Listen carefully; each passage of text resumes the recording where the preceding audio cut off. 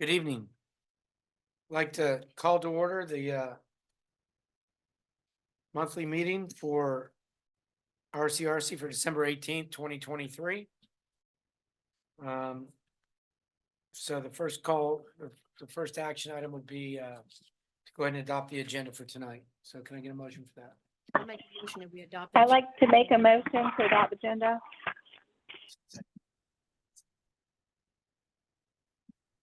Second. Commissioner Anderson, Yes. Commissioner Jacobs. Yes. Commissioner Lapine, Yes, Commissioner Lindsey, Yes, Commissioner Miller, Yes. Commissioner Mobley, Yes. Commissioner Singleton. Yes. Motion approved.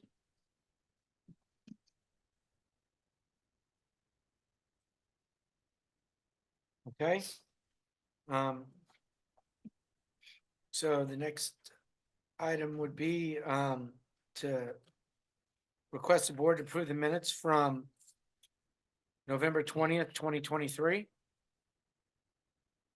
Do we put the both of them together or are they separate?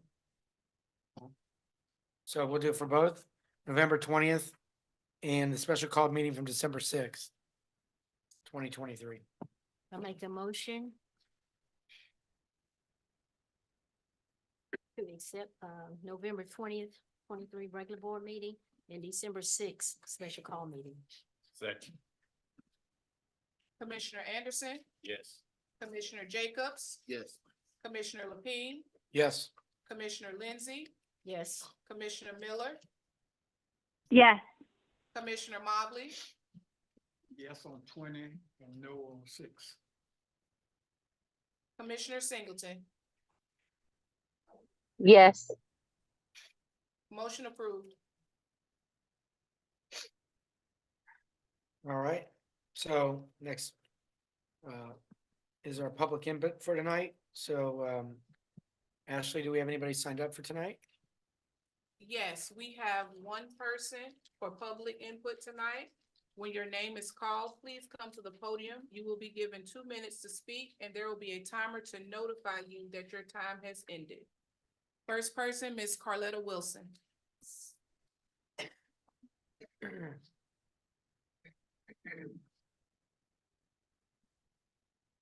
Good evening. good Good evening. evening. Here once again with a voice and advocate for Hopkins Park and RCRC facilities and events. We want to welcome Mr. Lewis. We look forward to working with you and the board and the community. There's been action taken on the pool. I've seen vehicles going back and forth. I'm kind of excited. And we're actually waiting for the results from the work session held on August 31st in regards to the pool. Hopefully that will be very soon. Still have concerns about communication. As far as events at the parks, how it's being relayed to the community about things that are going on to get the word out, to promote our parks. We need to work on that. Some of the signs were out. I've noticed the lights have been fixed. You can see the signs as you drive by now. So that's exciting, but we gotta get some type of way to get the people involved in our parks and support the parks and know what's going on. I've had some conversation with Felicia and her staff about things we can do to get the word out. So we're working hard on that in 24 about getting people acclimated to the parks and what's going on with the parks. I have a question in regards to our attorneys. I was wondering how many do we have and how much are they being paid? Is that something the board or Mr. Lewis will address? What's it? Is that public input We have or FOIA or whatever? Well, we don't probably discuss it during this part of the. I have to talk to our council or our executive director about that. Okay.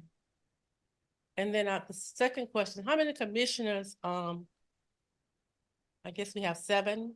Yes, ma'am. What are your terms and how you become a commissioner? Okay, What do you know? What, I mean, do you have term limits or do you just serve forever? that's up to Richland County delegation.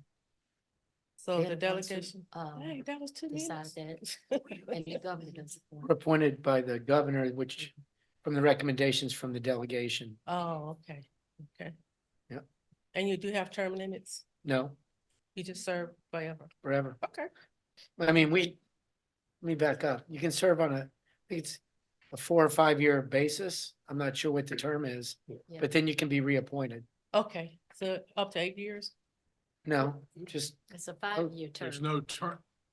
What's You know, she like if asking? you're on county council, you could run continuously. These folks can't run. They are appointed. If they are reappointed, they can get another term. But there's nothing, that would be up to the delegation, Richland County delegation. So is it 4 years or 5 years? So I 4 heard four, okay. And I'm a firm believer, if you're not part of the solution, you're part of the problem. So I'm here to be part of the problem and whatever it takes to get our parks back up and running the way they used to be. I love RCRC, I love the work that you guys do, but we gotta get these parks back up to par. Thank you. thank you. Thank you. All right, Pretzels. all right. So Ryan, we'll get into the financial presentation for the general fund and our enterprise fund.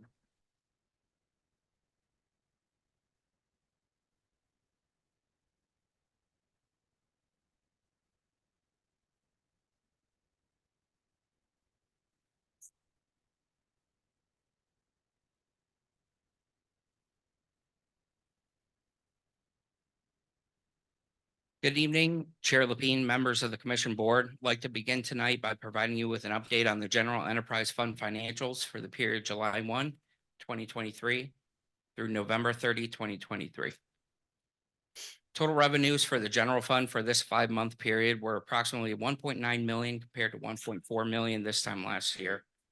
Represents an increase of approximately $522,000 or a 39% increase. Property tax revenue was the largest driver for this increase. While our property tax allocation did increase for fiscal year 23, the increase is largely attributed to the timing in which we've received revenues from Richland County. I do want to remind the commission board that we will be going into over the next couple months, those months that we receive the bulk of those revenues from the county. We also saw an increase of grant revenues from this time last year as we did receive the remaining ARPA fund reimbursements at the beginning of this fiscal year. Program revenues for the 5-month period were 370,000 compared to 366,000. Represents approximately $4,000 increase in revenues or 1.1%. While the figures are fairly close to last year's numbers, the biggest driver for that modest increase was youth camp revenue.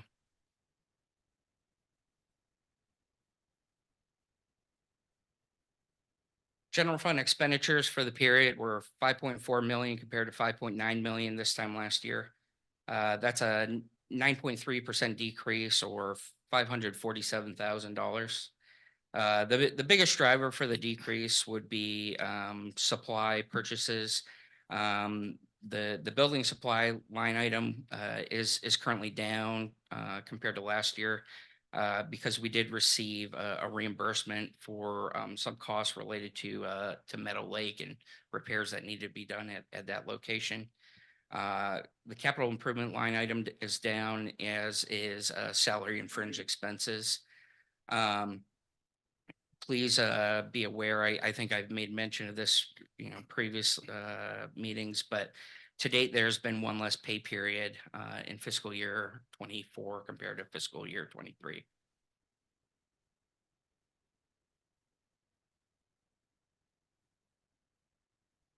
Enterprise fund revenues for the current period were 474,000 compared to 449,000 this time last year. That's a $25,000 increase or 6%.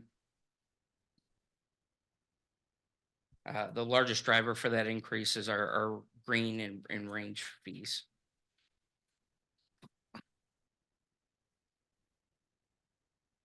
Total enterprise fund expenditures were 383,000 compared to 416,000 this time last year. That represents approximately 7.8% decrease or $33,000.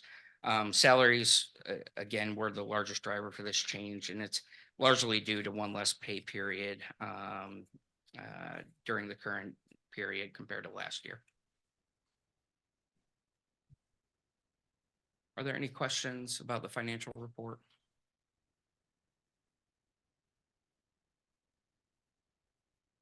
I was looking back on the general fund.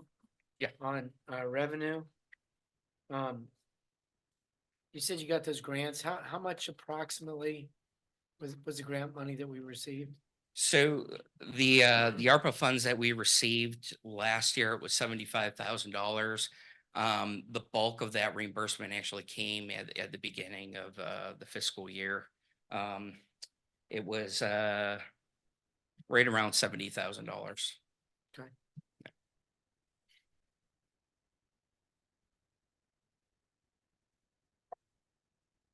Thank you.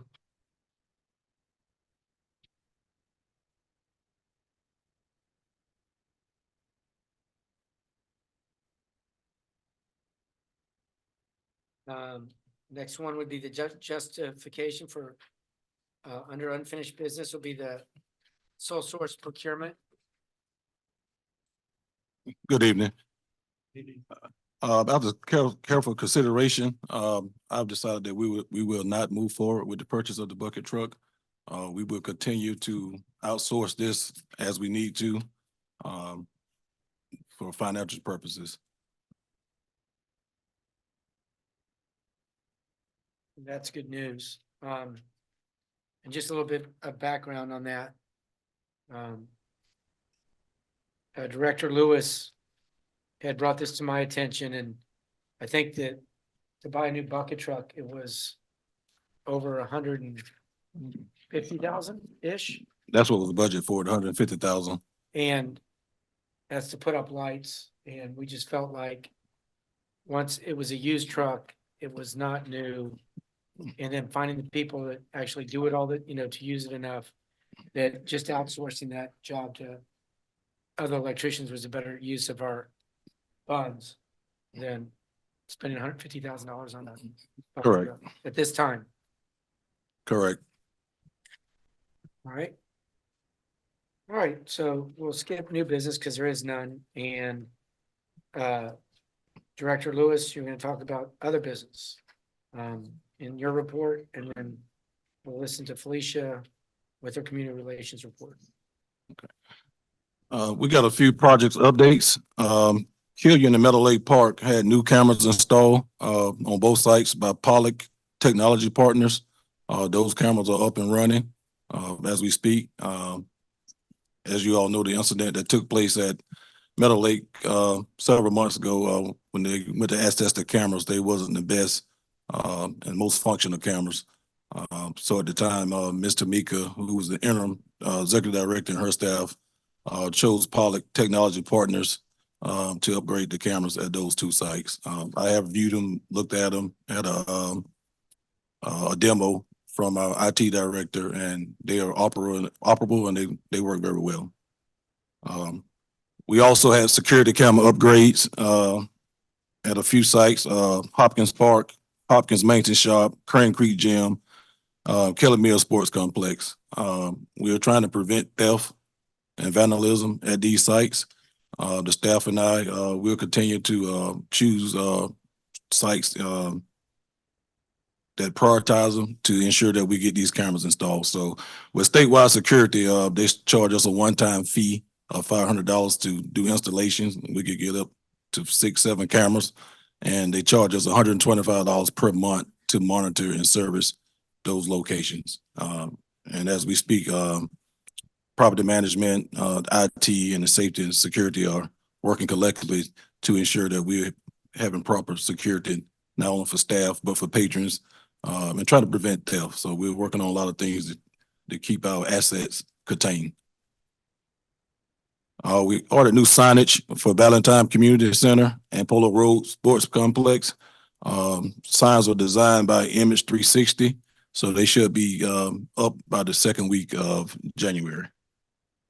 A few other items that I would like to discuss with you all, at Lynnwood Golf Course, the liquor liability policy for Lynnwood Golf Course was renewed. The coverage is with Golden Bear Insurance Company. Also, the cybersecurity policy was renewed, and that coverage is with CFC USA. Parking lot renovation at Meadow Lake and Kaufman Road. This past Friday, the entrance and exit driveway at Kaufman Road was trimmed and completed by AOS. 4D Engineering has the contract and to anticipate having the drawings completed within 3 weeks. Once they do that, they would coordinate with us to review and approve the designs within 2 days. Once we approve it, they will submit a work schedule with dates within 2 days of that. And we're expected to get started the second week of January, and it should take at least 4 weeks to complete both projects. So we're excited to get the parking lot at Kaufman and Meadow Lake repaired. There's some asbestos testing for the tennis courts. Roger and Calcott Environmental Service, our state certified asbestos inspector. They'll collect the fallen samples at Meadow Lake Park, Kaufman, Eastover, Blythewood, Polo, Dennis Terrace, Trentham, and St. Andrews Parks for asbestos testing. It take about 2 weeks once they get the order placed, and they'll get back with Dwayne and myself and let us know if we have asbestos at these sites, and we'll know how to move forward as far as applying for grants or renovations or resurfacing. So we also have recreation trail program projects at Denton Terrace and Ridgewood Community Center. Signage for these has been ordered, and they will be shipped out in a few weeks.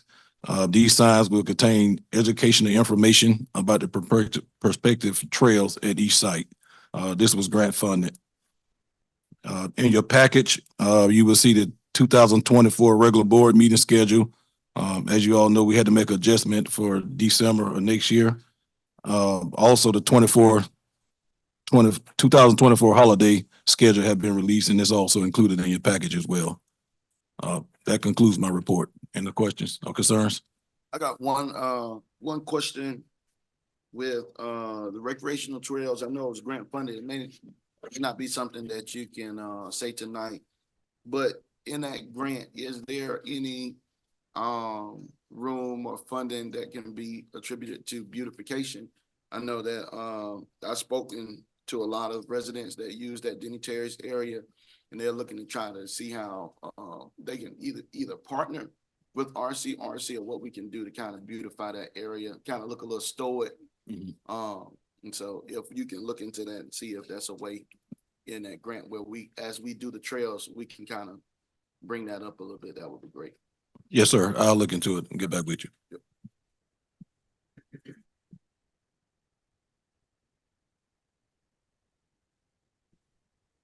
I got a couple questions.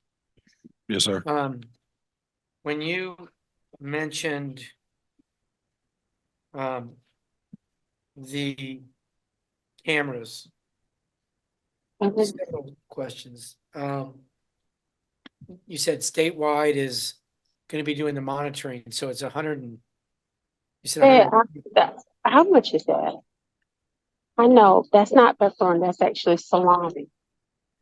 That's not pepperoni. You can go back and get that. Hello? She what? Okay, so anyway, 125 or 150 per month from statewide. Is that per camera or per site? Per site. Per So if site. they have 5 cameras, it's 24/7 monitoring. Correct. Did we ever look into the flock system, do you know, that I asked about in this meeting? Probably about when this happened, that next meeting, after the Meadow Lake issue happened, I called Richland County, talked to the sheriff's assistant, Harry Polis, and he was mentioning the flock camera system that we were supposed to research. Do you know if that was done? I did speak to Ms. Tomika, the deputy director. She told me that she did look into it, her and the IT director. Those cameras were primarily used by law enforcement. to read tags on the back of people's cars that they enter premises. They could pick up the tags and stuff. I'm not sure what was done with it past that, but I did get information from her to look into it myself. Okay. Rob, I can say, I do know of a statewide, and the city of Columbia actually uses statewide for all their security. And when I was working in property management, a lot of apartment complexes and more larger buildings use statewide to secure their properties as well. Yeah, I think that's good. I'm glad we're doing it. It's just that flock system, essentially what happens is that if there's any tags that are come back that are suspended, if there are warrants for their arrest, it automatically notifies the county. And not that that's a better system than actually having cameras. I think it's a lot cheaper, but I want to do what's smart. So obviously that's what's smart. I guess. Next question would be asbestos testing for Meadow Lake. Can you kind of expand upon that? And tell me, just tell me, it's for the tennis courts, right? Correct, for the tennis courts. And so is the purpose because we're putting money aside to repair those courts? Correct. Okay, Yeah, you have to test them to make sure they're asbestos free. If they are, we fine. If not, we have to do abatement before we move forward with resurfacing Yeah, I'd or like to anything of warn that that- nature. so when we did, Taurus, when we did the big $400,000 project here, that these courts do have asbestos, but it was too expensive to abate it. So they just, I think they sealed it. They sealed it and Yeah. resurfaced it. So hopefully, I guess if, it can be really, really costly to abate asbestos, especially if it's out in the open like that. So just keep us up to date on that because we don't want to I will. be smart on that. Any other questions, guys, girls, ladies, gentlemen? All right. Well, thank you. Alicia.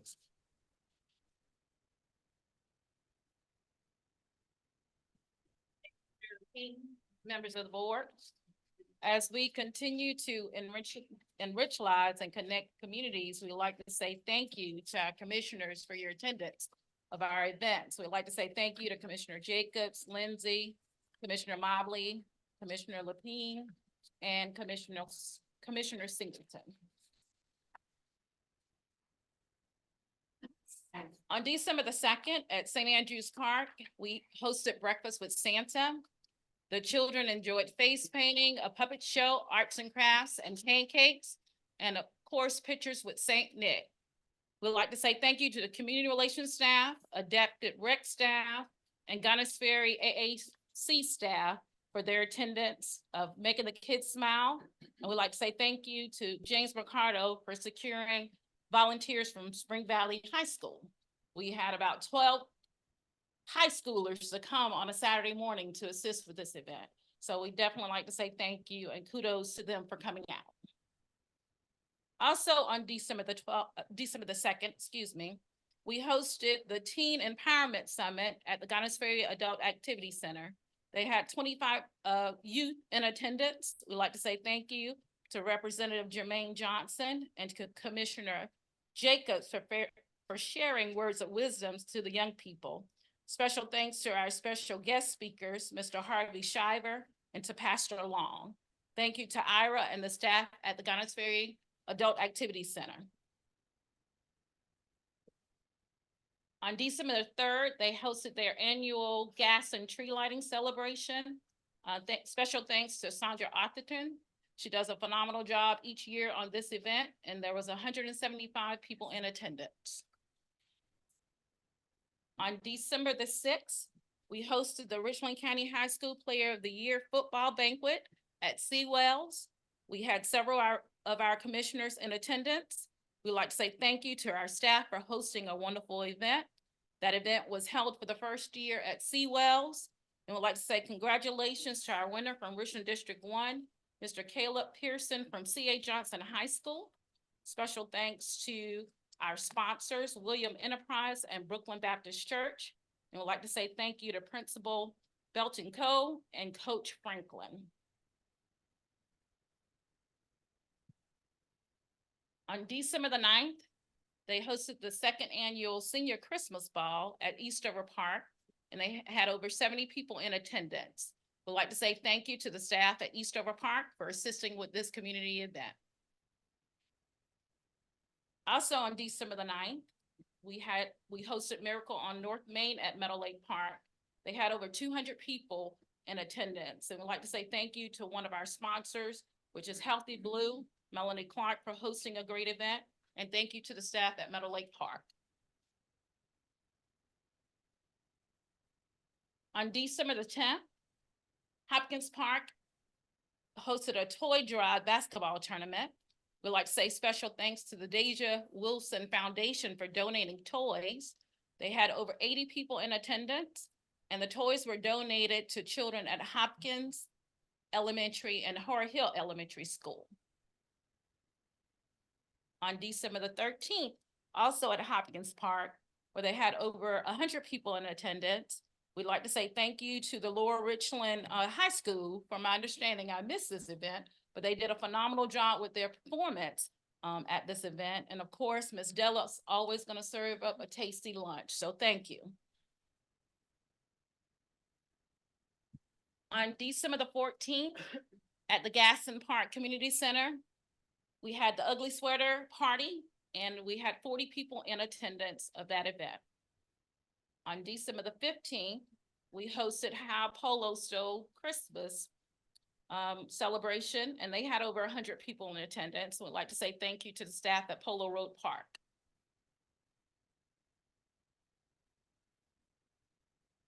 On December the 15th, here at the Park Lane Adult Activity Center, they hosted the Winter Wonderland Holiday Ball.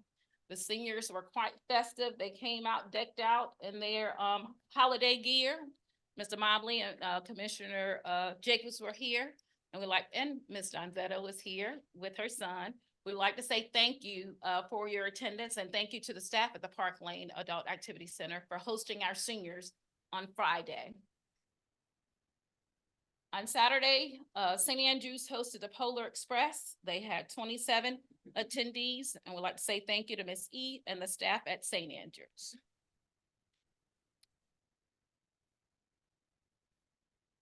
Also on Saturday at the Gaston Community Center, they hosted their first annual Christmas parade, and our acting executive director, Mr. Taurus Lewis, participated in that parade. He was on the float with Councilwoman Shakise Newton, and the Grand Marshal was Senator Darrell Jackson.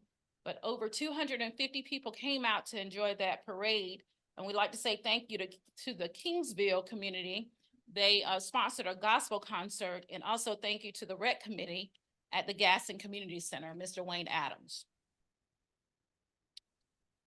Trenum Park hosted, and it should be a Christmas holiday toy drive on December the 16th, also on Saturday.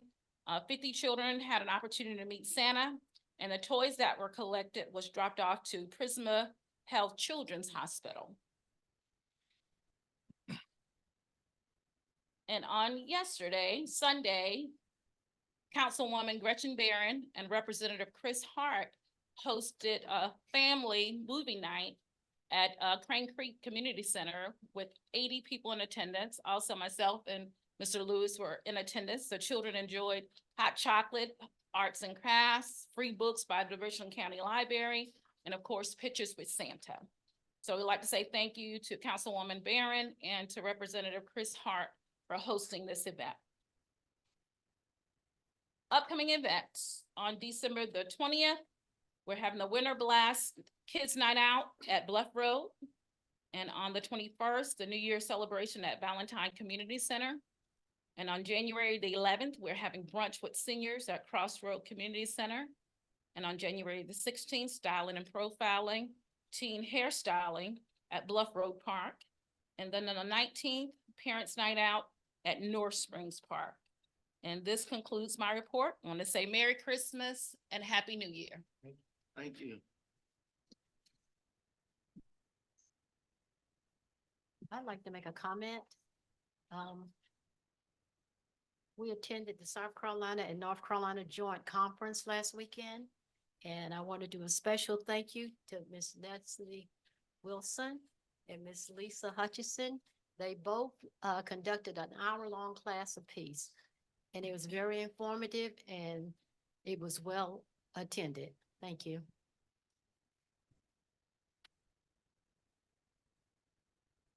Also, didn't they have the grand opening of the dog park out at, Oh, yeah. Friars Gate? Yeah, that was I mean, at Irma, Irmo? Yep, right, uh-huh. that was open too, which, We did a ribbon cutting. ribbon cutting, yep. Mhm. Anyway, I think that concludes that. We don't have an executive session tonight. So, I guess we'll make a motion to adjourn. I'll make a motion to adjourn. Second. James.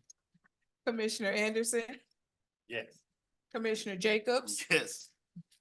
Commissioner Lapine, Yes. Commissioner Lindsey, Yes.